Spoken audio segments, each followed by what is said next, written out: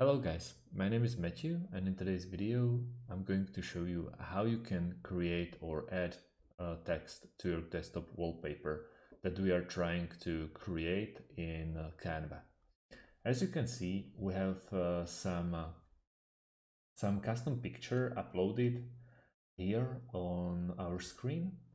What we want to do if you want to add text is go to text, and you can basically pick from all the pre-made ones. Do you have some inspirational quotes and so on? You can add anything. It can be like baby boy and so on. By deleting it, you just press delete. You want to make it glow. It's up to you, up your taste. You can I don't know. You can change it. Hello world. You can do anything there. You can change the font. It's very easy to do. You can go with thank you up above. So that's about it. So thanks for watching and see you in the next video.